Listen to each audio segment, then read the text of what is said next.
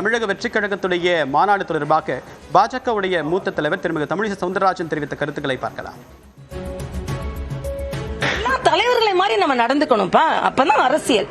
இன்னொன்று, தம்பி கொடி ஏத்துறதுக்கு கூட கொஞ்சம் அவங்க கொஞ்சம் அனுபவம் வாய்ந்த அதற்கான ஒரு பயிற்சி எடுத்துக்கிட்டா நல்லதுன்னு நினைக்கிறேன். ஏன்னா ஒரு கொடி கம்பத்தை நான் உண்மையிலே பயந்துட்டேன். அதை பார்த்து அதுல கூட எல்லாரும் ஒரு புத்திசாலி தொண்டர்கள் நான் சொல்றேன். ஏன்னா எல்லாம் ஓடி போயிட்டாங்க.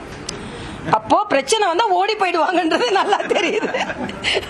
பிரச்சனை வந்தா ஓடி போயிடுவாங்க. அதனால அவங்களை பாதுகாக்கணும். இல்ல நான் உண்மையிலே நம்ம கடவுளுக்கு நன்றி சொன்னேன். ஏன்னா இவ்வளவு பெரிய கொடிக்கம்பம் அது சாஞ்சு அதுல யாரானும் உண்மையிலேயே எனக்கு கொடிக்கம்பம் சாஞ்சது கூட இல்லை, இதுல யாரும் காயப்படலைன்றது நான் இறைவனுக்கு நன்றி சொன்னேன் உண்மையிலே.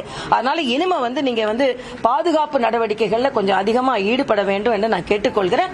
அதே மாதிரி அந்த தம்பிங்க எல்லாம் நேரம் காலம் தெரியாம கூட்டம் கூடுறாங்களா, கூட்டம் கூடுவாங்க, ஆனா ஓட்டு போடுவாங்களான்னு எனக்கு தெரியாது. அதே மாதிரி இன்னைக்கு கூட மரியாதைக்குரிய எம்ஜிஆர் படமும் அண்ணா படமும் சேர்ந்திருக்கு.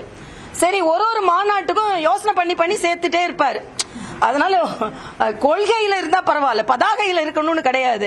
அதனால கொள்கையில என்ன கொள்கைன்னே தெரியாம ஒரு தலைவர் இவங்களை நம்ம சேர்த்துருவோம் அப்படின்னு சேர்த்து கொண்டு இருக்கிறார்.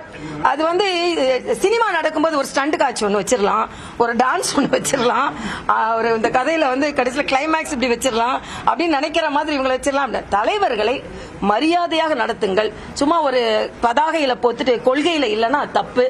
தம்பி இன்னும் கொஞ்சம் அனுபவம் வரட்டும், வந்த அப்புறம் நான் அதை பத்தி பேசுறேன்.